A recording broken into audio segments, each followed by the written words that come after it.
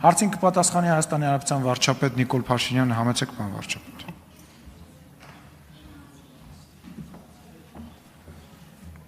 Միանշանակ ճիշտ եք, որ ես հայտարարել եմ, որ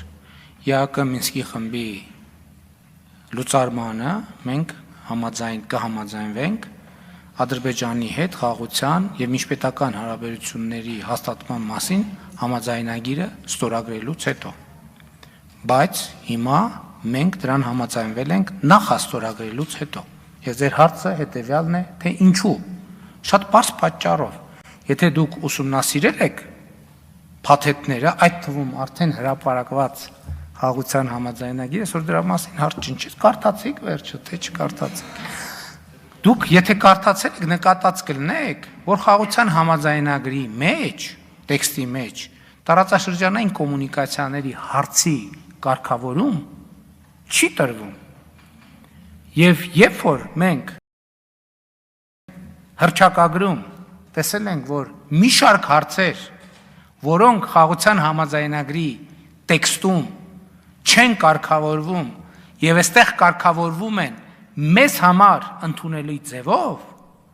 մենք հասկացել ենք, որ չենք կարող այս շանսը բաց թողել, որովհետեւ մենք ստանում ենք ավելին, այսինքն ժամանակ պիտի խաղաղության համաձայնագիրը ստորագրենք, գնայինք այս 5 տերմինը բանակցեինք։ Հիմա մենք այս 5 տերմինը ստանում ենք եւ հետեւաբար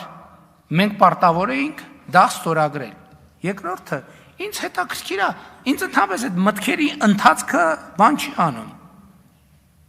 Հենց էսա իսկ ինչի է անընդհատ կանխավարկած այնց, որ ինչ որ մեկին պետքա դատել, պետքա բռնել, պետքա գնդակահարել, ինչի է տրամաբանությունը տենց։ Հարցերի պատասխանը հստակ տրված է, իրավազորություն։ Այդ իրավազորությունը ոչ թե ադրբեջանցու մասին է, ոչ թե ամերիկացու մասին է, ոչ թե ավստրալացու մասին է, այդ իրավազորությունը Հայաստանի Հանրապետության պետական ինստիտուտի մասին է։ Մեր պետական ինստիտուտի ոչ մի կարգավորումում գրված չի, որ ուրեմն դու կարող ես գործել այսպես, եթե քո դիմաց կանգնած է ադրբեջանցի, եւ դու կարող ես գործել այդպես, եթե քո դիմաց կանգնած է ավստրալացի, ինքնիշխանությունը պետական ինստիտուտի մասին է, որ ինքը իր իրավասության շրջանակում գործում է բոլոր դեպքերում։ Հիմա սահմանապահ լինելու է, թե չէ, չի կարող լինել սահման առանց սահմանապահի։ Չի կարող լինել։ Այսինքն, այդ նույնն է, որ հարցնեք, ասեք, այդ որ ասում եք տարածքային ամբողջականություն, այդ տարածքը հողից է ալնելու, ջրից, թե ածխաթթու գազից։ Տարածքը։ Սահմանը եւ սահմանի անխախտելիությունը, ես անդադ ինչ եմ ասում, անխախտելիությունը, որտեղ սահմանը չնախատեսված ձևով անցնելը, դա արդեն սահմանի խախտելիությունը։ Հաջորդը, այսօր բազմաթիվ երկրներում, Բրիտանիայում, Միացյալ Նահանգներում, Միացյալ Արաբական Էմիրություններում, այդ երկրների սահմանապահները չեն ստուգում իրենց երկիր մտնող անձանց անձնագրերը, այդ երկիր մտնող անձանց անձնագրերը ստուգում է գործիքը, սարքավորումը։ Հիմա մարդիկ, ես նույնիսկ մենք, այսինքն համացանցում դա կարելի է տեսնել ամեն օր, համացանցում։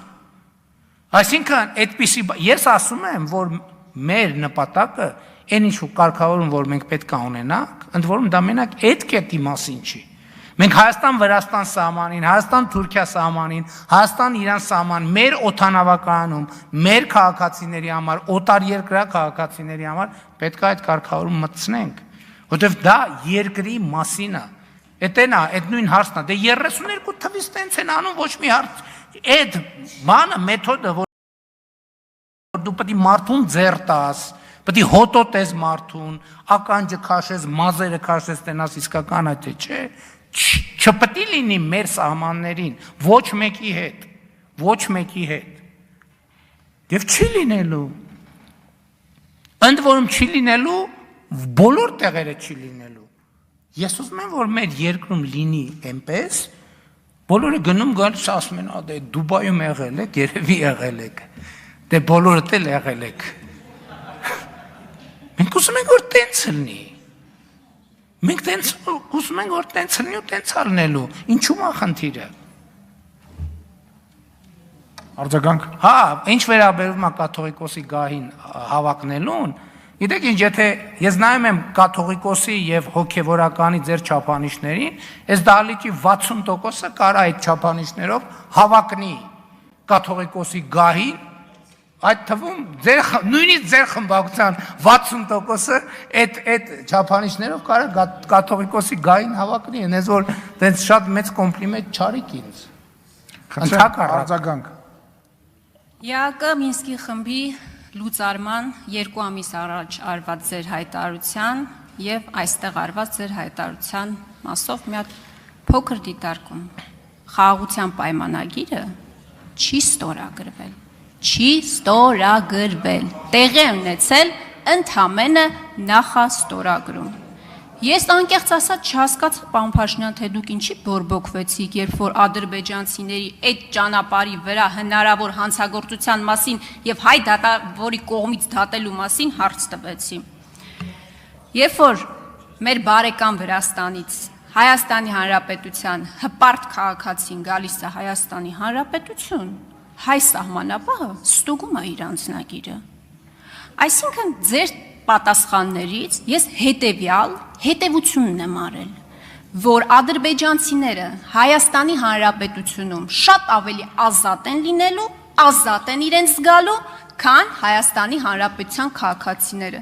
Եվ որևէ հարցի դուք հստակ չպատասխանեցիք, լինելու մաքսավորը ստուգելու է բեռը, սահմանապահը ստուգելու է անձնագիրը, ոստիկանը կարողանալու է կանգնեցնել, դատավորը կարողանալու է դատել։ Այս տրամաբանության շրջանակներում սա անգամ միջանցք չի, սա ադրբեջանցիների համար պրախադնոյ դվորա լինելու։ Շնորհակալ։ Ուրեմն դուք իմ պատասխանը չլսեցիք, ես ասացի մեր բոլոր սահմաններին պետքա լինի այդպես։ Ավելի հստակեցնեմ, ոնց որ Միացյալ Նահանգների սահմանն են անցնում նոր տեխնոլոգիաներով, ոնց որ Միացյալ Արաբական Էմիրությունների սահմանն են անցնում նոր տեխնոլոգիաներով, Հայաստանի, Ադրբեջանի, Թուրքիայի, Իրանի, Ռուսաստանի, Միացյալ Նահանգների, Եվրամիության, Վրաստանի, Հայաստանի բոլոր տեղերի քաղաքացիները պետք է անցնեն այդպես։ Մաքսավորն էլ պետք է ստուգի այդպես։ Միացյալ Նահանգների հետ այդ բանի հուշագիրը, որ ստորագրել չեք կարդացել, ինչա գրած այնտեղ։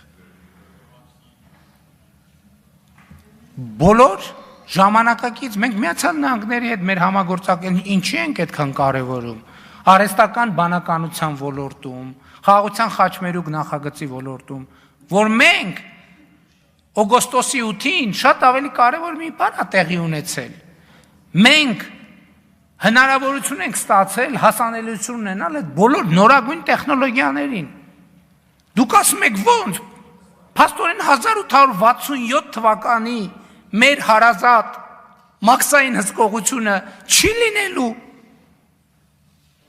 Ոչ լինելու է 2021-րդ դարին հարիր մաքսային սահմանային հսկողություն։ 21-րդ դարի հարիր։ Լինելու է ոչ միայն ադրբեջանցիների, լինելու է առաջին հերթին Հայաստանի Հանրապետության քաղաքացիների համար, այդ թվում ձեր կողմից նշած Հայաստան-Վրաստան սահմանին։